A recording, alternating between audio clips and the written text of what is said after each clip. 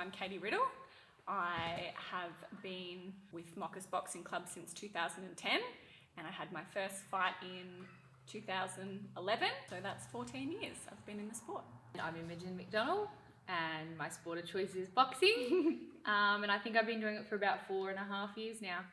I was always drawn to boxing and my mum would never let me box while I was living under her roof. So I did Brazilian Jiu-Jitsu instead, and then at 16 I moved out of home and so I just started boxing straight away and yeah, never looked back.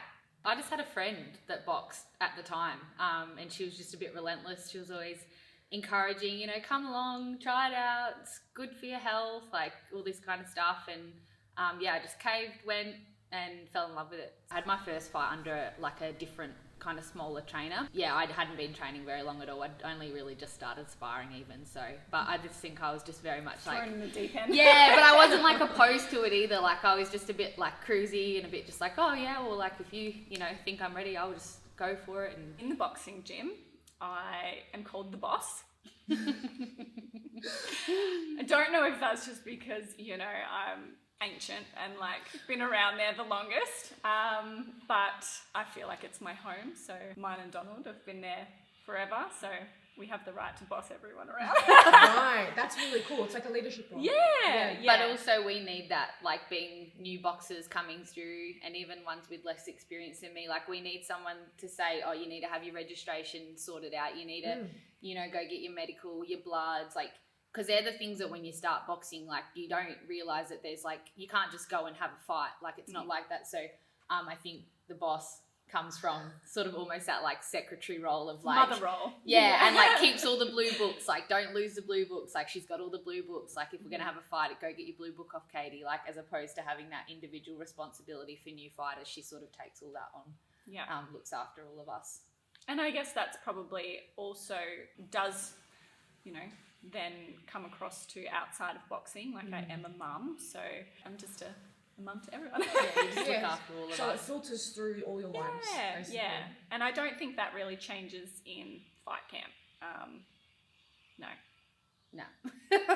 Sort of around the same time that I was starting boxing, I was also riding racehorses full time. It's a massive part of my life. Pretty much since I left school, I was always riding racehorses, keeping them fit, riding every day. So my typical day was sort of get up at that 3 o'clock, 3:30. Yeah, and then sort of be on the horse's back by, you know, 4:30 some mornings or 4 o'clock even. So that sort of paid my way through uni. So while I was doing that, I was also studying to be a nurse, which I am now a registered nurse. I work at the local hospital. They're my 3 lives. Because it's busy. It is, yeah. But it's worth it. Like, it is worth it to sort of be able to enjoy so many different things. How do you balance both of you? Because young family, 3 lives. I wouldn't say it's overly balanced. Right. Yeah, like it's certainly very, very busy.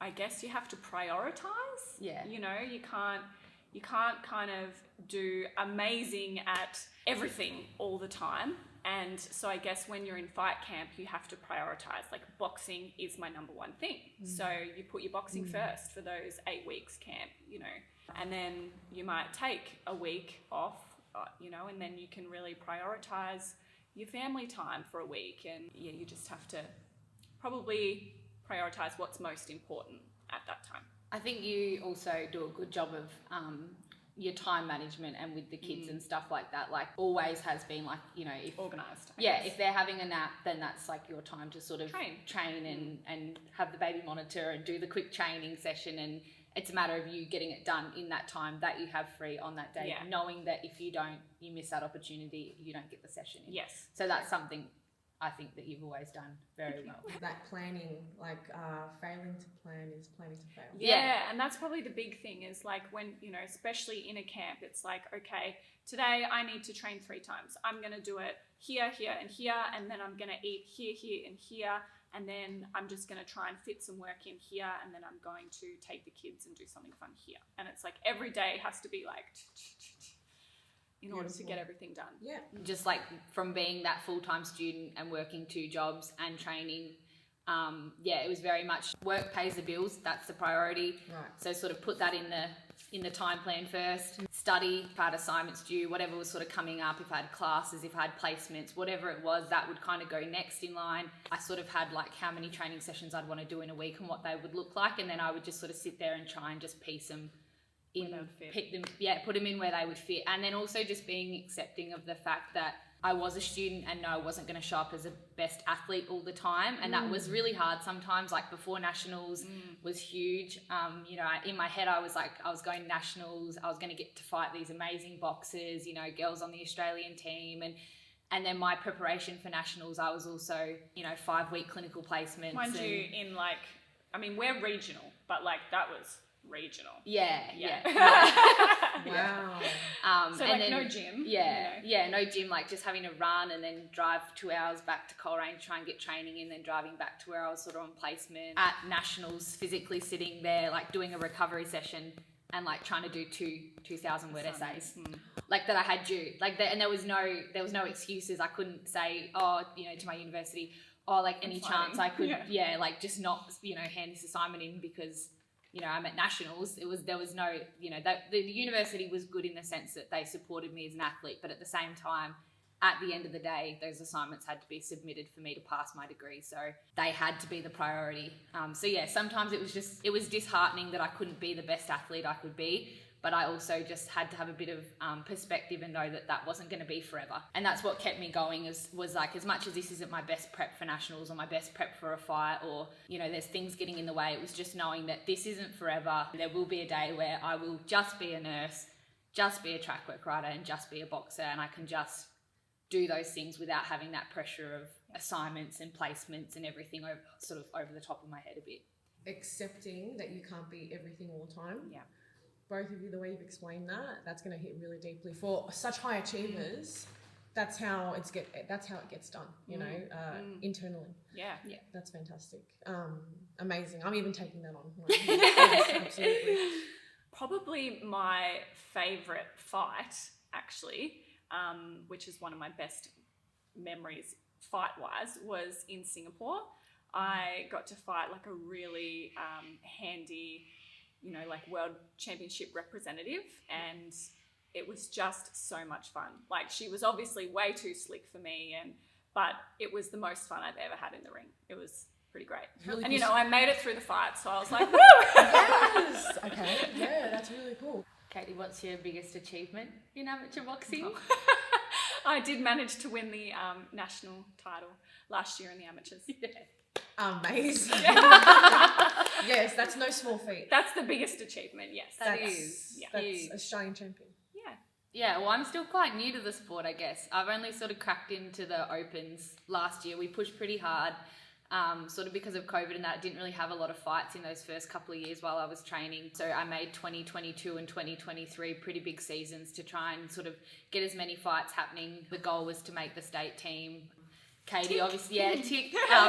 Katie's obviously on the state team, best friend, and then my partner Donald also has always been on the state team. So I was just desperate. I just wanted to go to nationals with them because they go to nationals together every year, and I'm just kind of like the fangirl going to nationals, like cheering them on. So I was like really hustling. Sort of 2022, 2023. I was like, I really just wanted to make the state team so I could go with them. I did. And I went to Perth and I fought at my first nationals. Katie won a national title, and Donald had a really good bout there too. So that's sort of my probably highest little achievement, but also my favourite memory in it all. Plus you fought pretty amazing against her. Thank you. Well, silver medalist. Yeah. Wow. So, You've achieved so much in so little time. Yeah. 13 fights, fought world-class opponents. Yeah. That's incredible. Thank you. I really hadn't given boxing a real crack until after I had kids. I had won a few state titles and I loved boxing and it has always been my sport of choice and what I've loved doing. But after I had the kids, I just got this love for it because that was my break, my outlet. And while, I couldn't go to the gym for 2 hours at a time anymore and just fluff around because it was just me, and I did have to schedule in sometimes 40 minutes of just intense training, I just have this love and appreciation for that time that I do spend in the gym. And you know, you do push a bit harder because it's like, okay, I need to focus here because I don't have any other option really. So since having the kids, I do appreciate and love boxing so much more. Oh, that's beautiful. Yeah. That's And my deep. reason for fighting changed. It's just because I love it. Ooh, Not because it goosebumps. was, not because it was like, oh, you know, I've got a fight coming up, I need to train. It's like, no, I love it. Yeah. I think I love the training, but I think I've learned that you've got to take breaks as well, which is a big part of doing what I've done for so long, you know, the last 3 or 4 years. For a very long time, I thought I was like Superwoman, that I could just, you know, like there's no training session that I can't get through and I can get it done and that. But you pay the price with your health and your injuries. And I did, and the end of last year was huge. My body really just gave up on me. And that was a hard pill to swallow. I thought I would have been back fighting by now. I thought I would have been back in the ring by now, but yeah, just injuries, illness. Yeah, my body just said, hang on a second, you know, 4 years of absolutely overdoing it is not sustainable. And that was really hard for me to accept because for 4.5 years, I had overdone it and I thought it was sustainable. So yeah, I've taken this big sort of step back and I'm like, you know, I've got the same goals and I'm going to achieve the same goals, but I'm also just going to take a hot minute to let my body recover. I'm going to come back in the gym. I'm going to do more or less like lower intensity, but just more skill set stuff.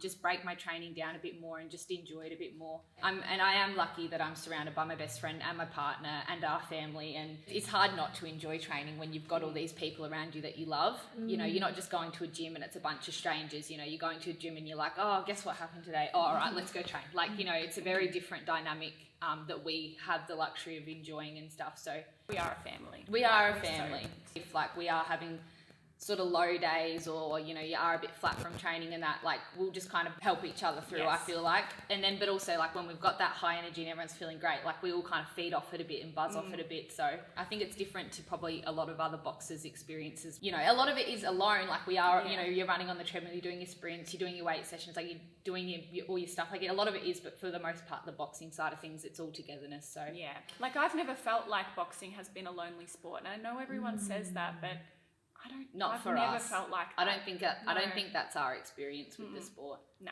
Obviously, I've been with Mocha since I was 16. You know, he has been like a father figure to me. That was obviously a very important part of boxing. Like he really took me under his wing, like his daughter.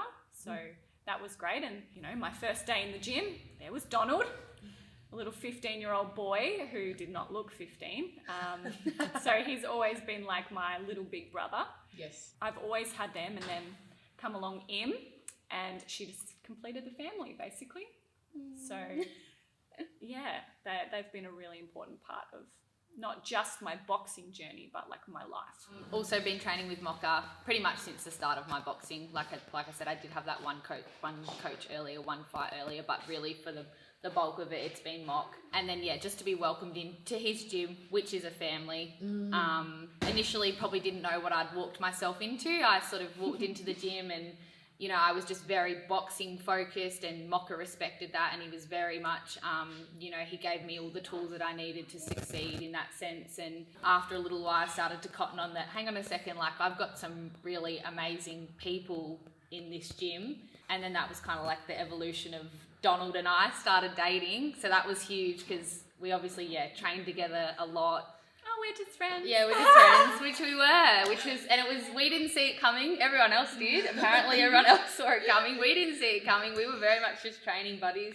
Obviously having a partner that gets it. He's been in the sport, you know, 3 times as long as I have, and he's been there with Katie since the beginning. They're like brother and sister, and all of a sudden I just sort of walked into this little family and they made me feel... Now you can't leave. Yeah, I can't leave. No, I would never leave. And they just made me feel like I belonged, like I had a home, like I had a place. And then now, like, Donald has, you know, taken his transition into, like, starting to become a coach. Yeah, and he's sort of stepped in and he's sort of taking me on a bit as sort of his boxer a bit as well. So it's sort of between him and Mocha, and I'm really, really lucky to sort of have those 2 aspects of Mocha's like that old school coach.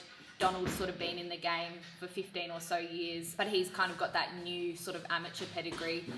So I'm really lucky to have them both. And they both just respect that if I want it, I'm going to get it.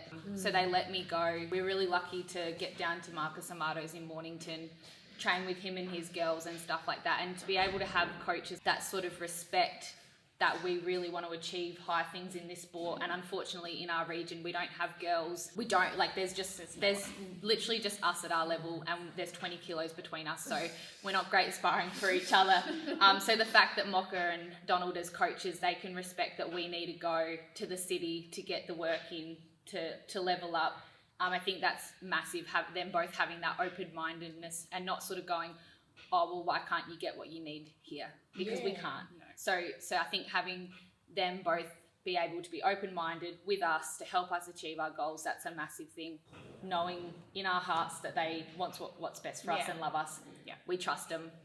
That's a massive thing, is the trust. Is in a sport like this, you can't not trust your coaches. If you second guess them or they second guess you, it's a dangerous sport. It's a really dangerous sport. So I just think you've really got to make sure that the people in your corner are people that you trust with your whole heart. And I think, again, it comes back to that family thing of deep down, we know, someone threw in a towel or something, we're not going to look at them and be like, why'd you do that? Because at the end of the day, these are the people we spend 7 days a week with. Most nights, have dinner, train, this kind of stuff. Like, these people don't do these things for no reason. So I think that's a massive part of it too, is just trusting that you've got these amazing people in your life that care about you beyond the sport. Yeah, I was the only female in the gym really for so long that, I don't know, I guess I just didn't feel like I was really any different. Like, I was just one of the boys.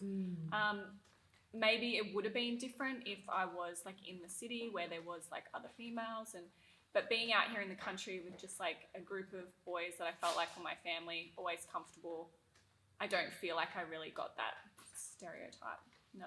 I've been pretty careful for a while in the nursing field, in the healthcare field.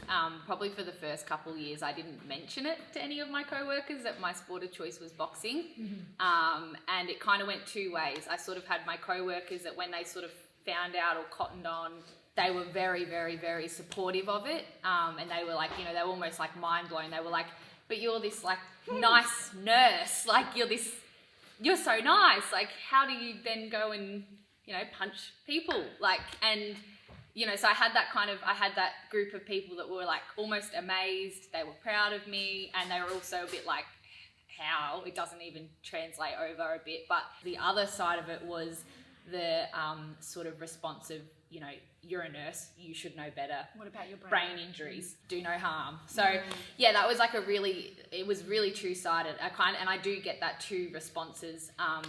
What I did hold back from telling people was because you do get that, like, the reality of it is there is the risk of brain injuries and there is the risk of getting injured and the risk of, and like the dieting and your cycles and, like all this sort of stuff. Like, they're just like, for them, they just can't understand why, when I'm a nurse and I've got this profession and blah, blah, blah, like how that would then... You have that medical understanding. Yeah, if you can understand like the clinical risks involved with the sport, like how would you then go and be like, oh, I want to play that sport? So I sort of definitely had both sides of it. But these days I'm very open and honest about it, pretty quick to clear the air. So sort of if I get that judgment now, I'm pretty quick to respond and say, it's not like the movies. It's not old school.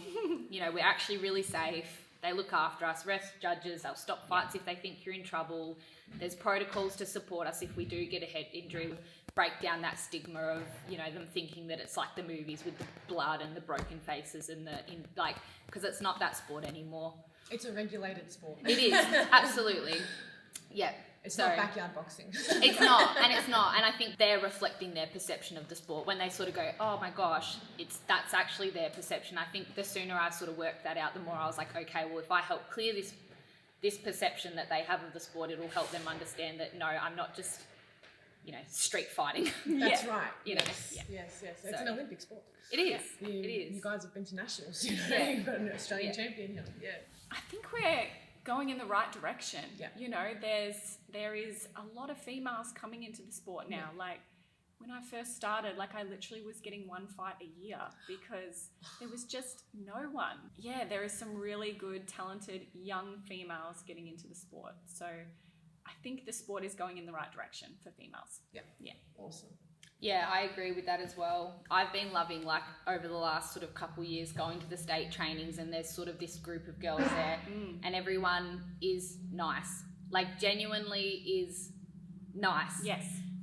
And it makes a difference sort of having that, being able to go there and smile and wave and have a chat and when are you fighting next, and sort of have that camaraderie of the state team is massive. I just had the opportunity to go to Canberra for a national women's training camp, and I think that was massive, and again a step in the right direction.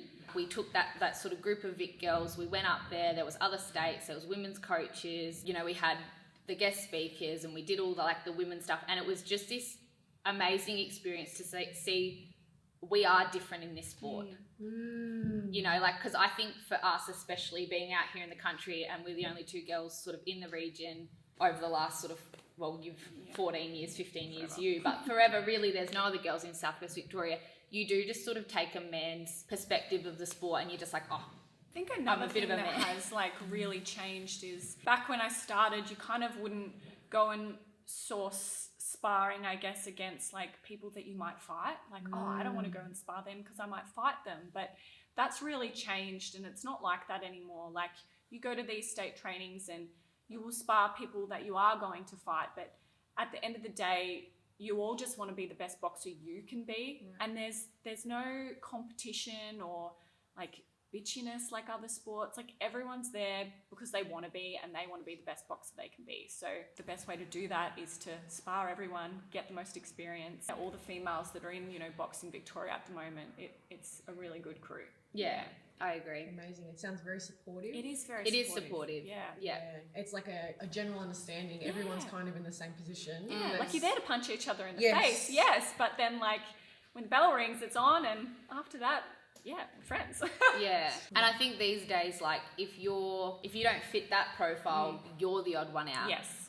You know, if you don't get on board with the fact that we are sort of one big happy family with Boxing Victoria and all the girls sort of do get along, you quite quickly, you are the odd one out.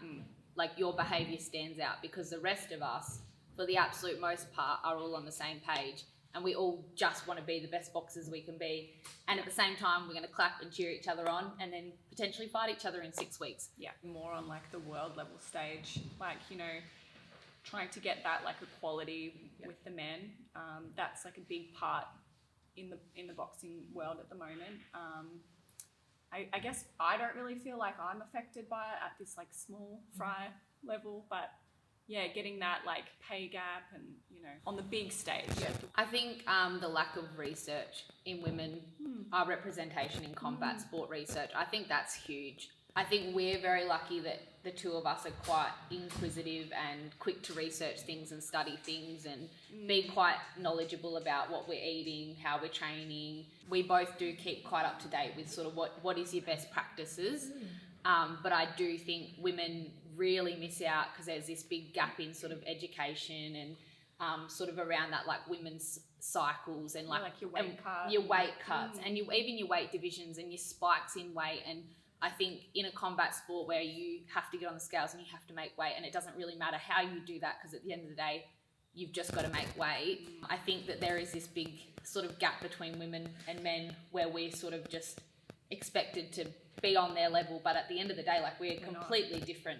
We're built different. Yeah, absolutely different. And especially out here in the country, I don't know what it's like for the girls in the city, but for us, I don't know any women's health coaches out here. I don't know any women's dietitians. No. I'm lucky enough to have someone online. She's a dietitian, and I'm really lucky that she's very understanding of cycles and weights, and she's very knowledgeable. But you sort of have to seek that outside person because we don't have any of that out here in the country. No. For me, I think the biggest challenge is just that we're very not misunderstood but misrepresented.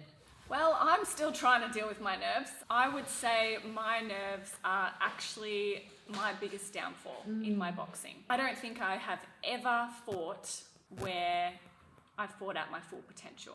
I can spar and train the house down and, kill it in my eyes.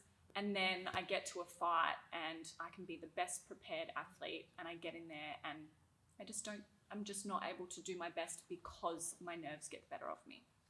So I'm still working on getting there. I am really experienced, but I'm just a nervy fighter. Yeah, I'm not a nervy person, which is not at all. No, but just I just want it so bad, I guess. It's actually really kind of nice to know that even the pros, the experience of the experience deal with the same demons. Yeah, for sure. Yeah. And the other side of the spectrum? I've been waiting for the day that I actually get nervous. Are you serious? That's I know. So jealous. No, and it's a weird thing, and it comes off like, I would hate for it to come off as like arrogance or anything like that, because it's honestly or like not. You don't care. Or like I don't care, because I care so much about the sport. I think it stems from the background in the racehorses and riding the racehorses. It can be quite dangerous. The horses can be quite erratic. And the thing you sort of realise pretty early on, I think from coming from a riding background, is the nerves don't help. Like, they don't give you clarity. They don't make you make better decisions. And if anything, horses are very sensitive. So if they sense it, you're nervous or you're unsettled, they sense that themselves. So I did wonder when I started boxing, I sort of thought like, is this like, am I going to get nervy? Am I going to be nervous for my first fight? No, I didn't. I thought, okay, well, maybe when I have my first state title bout, I'll be nervous. And I got to my first state title bout and I was just so excited to be there. And I was like, oh, okay. And I thought, all right, nationals, like, it's a big stage. I'm fighting like, Kay Scott, she's a veteran with a massive rap sheet. I thought, like, I'll probably get up there and maybe I'll get that little shake and that little flutter, and I didn't. And I was like, okay, well, maybe it's just not for me. Like, maybe the nerves just isn't an aspect of it for me. I'm just very logical in the sense of, I know that I've applied myself to my training to the best of my ability and I'm going to show up and give it my all. I never go into a fight thinking like, oh, have I done enough? Like, no, I have, because I've ticked all the boxes. And if I haven't, I'm like, still, it's a 6 minutes or 9 minutes. Like, you can get it done. Like, I'm very realistic about that side of things. So I think for me, I've just never really experienced that, like, oh, a fight, a nerves. It just hasn't happened. So it's funny. We're very, very different Opposite. ends. Don't worry so much about like you winning and losing. It's all about just getting the fight experience. At the end of the day, like, I think this also comes back to my nerves and like, having one fight a year, and like, it just wasn't like a normal thing. So then like it comes around a year later and you're like, oh my God, I've got to fight. But I think just get as much fight experience as you can, win, lose, take all the fights. Like, you actually learn more from your losses and the fights that you do lose. So yeah, don't hesitate to take those fights. If you want to do it, just do it. People aren't criticising you probably the way in your own mind you might perceive them as. And that's probably a big thing, is realising like, it's your journey. You can be the most terrible boxer in the world and no one's going to stop you. No. You just get to keep boxing. Like, if you love the sport, it actually doesn't matter how good, bad. Doesn't matter if you want to fight at local level, if you want to be a national champion. Like, you get to pick and choose where you go on this journey, and it doesn't matter if you lose every fight. If you love the training and you love the gym and you love the people you train with, like, it doesn't matter if you're an amazing athlete or a poor athlete or what even does any of that even mean anyway. It's like, it's literally your journey. For me, like, my transition from the amateurs to the pros is like a true representation of this. Like, I had won that national title. In my mind, like, I have achieved everything I set out to in boxing. Like, that was my aim. I did it. And then now I've gone across to the pros because, I'm not in it to be a world champion. Like, I just do it because I love it. Why not go across to the pros, have some fun for a couple of years, and then hang up the boots? And, like, my first fight, like, I took on the national champion and I got knocked out round 1, but I don't regret taking on that fight at all. Like, the process and the fight camp and all of that is what I love about it, not just the fight. So I appreciate that, and I'd love to take her on again at some stage. But yeah, it's not about winning and losing. It's about the journey. So I have suffered a bit of an injury to my ankle, and while I was just going to press on with the fight, I would probably be going in like at 50%. And it did cross my mind to just keep tracking on, but unfortunately I've pulled out, and I'll try and get that sorted and then hopefully have a really active second half of the year. At the moment, just still in that sort of trying to get the body right moment, but I am back training pretty much full time, which is awesome. I think that sort of lines up with me hopefully having a couple fights in sort of April and May. And then the goal for the moment, for the foreseeable future, is those state titles in May. Again, want to make the state team. So I love the amateurs. So for me, that's the thing, is I want to follow that amateur pedigree, and I just want to, you know, state team, make it to nationals and onwards. That's sort of the goal. So, but yeah, hopefully be back in the ring early April, into April, May, and then state titles in May. Well, we very much look forward to both of your returns to the ring. Thank you so much.